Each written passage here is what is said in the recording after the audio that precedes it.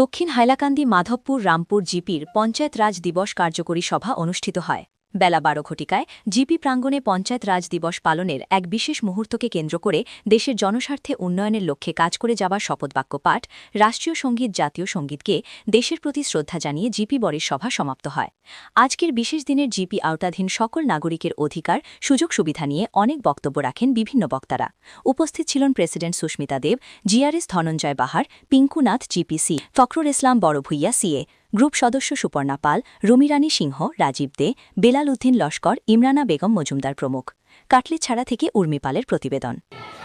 আজ আমার গর্বের সঙ্গে উদযাপন করছি ন্যাশনাল পঞ্চায়েত রাজ ডে। এই দিনটি আমাদের দেশের শাসন ব্যবস্থা, শক্তি ও গণতন্ত্রের মূল ভিত্তিকে স্মরণ করায়।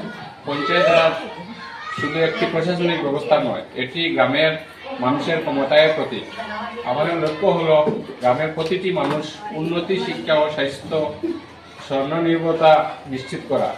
আমি আপনাদের জিপি প্রেসিডেন্ট, সভানেত্রী, প্রতিনিধি হিসাবে ও গ্রামবাসী হিসাবে গ্রামে উন্নয়নমূলক কাজ জোরদার করব, স্বচ্ছতা ও সঠিক ব্যবস্থাপনা বজায় রাখব, যুব সমাজ ও মহিলাদের উন্নয়নের কাজ করব, প্রত্যেকে মতামতকে গুরুত্ব দেব ও আমাদের গ্রামের সুন্দর, পরিচ্ছন্ন ও উন্নত করতে হলে সবাইকে একসাথে কাজ করতে হবে।